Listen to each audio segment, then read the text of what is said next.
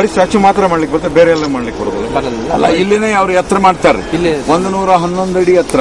ಅದು ವೇದಿಕೆ ಎಷ್ಟು ಎತ್ತರ ಬರ್ತದೆ? 3-4 ಅಡಿ ಮಣ್ಣು ಕೊಟ್ರೆ ಈ ಸೇಮ್ ಲೆವೆಲ್.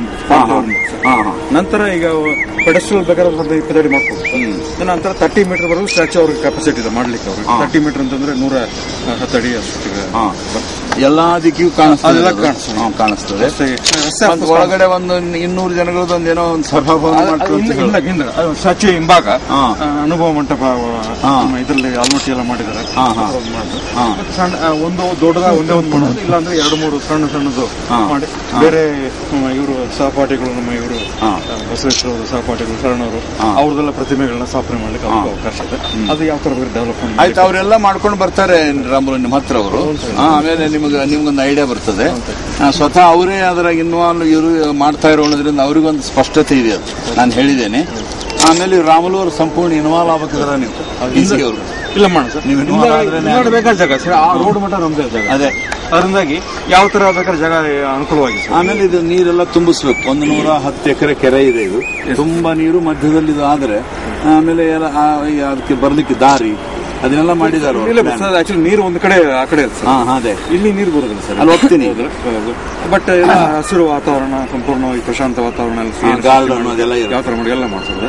ಇಲ್ಲಿ ಚಿಲ್ಡ್ರನ್ಸ್ ಪಾರ್ಕ್ ಅಂತ ಮಾಡಿದ್ವಿ. ಸ್ವಲ್ಪ ಜಾಸ್ತಿ ಡೆವಲಪ್ಮೆಂಟ್ ಮಾಡಿಲ್ಲ, ಅದನ್ನು ಮಾಡ್ತೀವಿ. ಅಲ್ಲಿ ನರ್ಸರಿ ಇದೆ. ಎಲ್ಲ ಕಂಪ್ಲೀಟ್ ಸಂಪೂರ್ಣ ಹಸಿರು ವಾತಾವರಣ.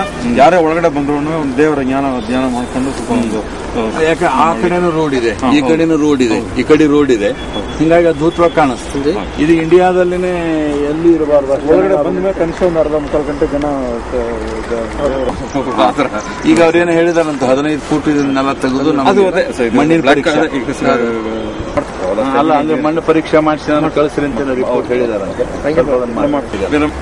ಈ ಕಡೆ ನೀರು, ಈ ಕಡೆ ಇಲ್ಲಿ ಎಲ್ಲ ಪಕ್ಷಿ ದಾಣ ತರ ಇಲ್ಲಿ ಮರಗಳೆಲ್ಲ ಬೆಳೆದ್ಬಿಟ್ಟು ಒಳ್ಳೆ ಒಳ್ಳೆ ಪಕ್ಷಿಗಳೆಲ್ಲ ಇಂಪೋರ್ಟ್ ಫಾರಿನ್ ಎಲ್ಲ ಬರ್ತದೆ.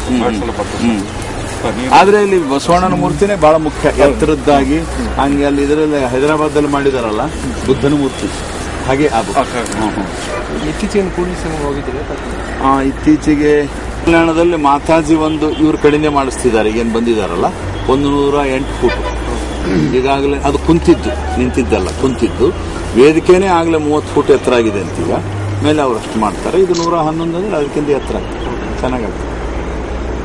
ಇವ್ರು ಬಹಳ ಐಡಿಯಲ್ ಜನ ಇವ್ರು ಬಂದವರು. ಅಂದ್ರೆ ಇಡೀ ಇಂಡಿಯಾದಲ್ಲಿ ಇವರೇ ಮಾಡೋರು, ಮತ್ತೆ ಬೇರೆ ಮಾಡೋರೇ ಇಲ್ಲ. ಬುದ್ಧಂದು, ಆಮೇಲೆ ಶಿವಂದು, ಆಮೇಲೆ ವಿವೇಕಾನಂದ ಇವರೇ ಮಾಡಿದ್ದಾರೆ. ಸಿಕ್ಕಿಂದಲ್ಲಿ ಮಾಡಿದ್ದಾರೆ. ಸಿಕ್ಕಿಂದಲ್ಲಿ ಅದಕ್ಕೆ ಅವ್ರು ನಿಮ್ಮ ಹತ್ರ ಬಂದಾಗ ನಿಮ್ಗೆಲ್ಲ ಅಷ್ಟು ತಿಳಿಸ್ತಾರೆ. ಇದು ಮಾಡ್ಲಿಕ್ಕೆ ಅಲ್ಲ, ಮಾಡ್ಲಿಕ್ಕೆ 1 ವರ್ಷ ಬೇಕು. ಪ್ಯಾರಲ್ ಆಗಿ ನಾವು ಇದು ಏನು ಪಡಿಸಲು ಕಟ್ಟಿಸ್ತಾರೆ. ಅವ್ರ ಪ್ರತಿಮೆ ಇಲ್ಲೇ ಮಾಡುತ್ತೆ. ದೊಡ್ಡ ಸ್ಟ್ಯಾಚು ಹೊರಗಡೆ ಮಾಡ್ತಾರೆ. ಅದು ಇಲ್ಲೇ ಮಾಡೋದು, ಕಬ್ಬಣ ಹಾಕ್ತಾರೆ ಒಳಗಡೆ ಎಲ್ಲ. ಸ್ಟ್ರಕ್ಚರಲ್ ಇಂಜಿನಿಯರ್ ಬಂದಿದ್ರಲ್ಲ ಅವರು, ನಾಗಮೂಳೆ ಅಂತ ಹೇಳಿ. ಅಂದ್ರೆ ಯಾವ ಕಾಲಕ್ಕೂ ಏನೂ ಆಗಿರಬಾರದು. ಈಗ ಒಂದು ಸ್ವಲ್ಪ ಅಲಕ್ಷ್ಯ ಆಗಿದ್ದಕ್ಕೆ ಆ ಮುರುಡೇಶ್ವರದ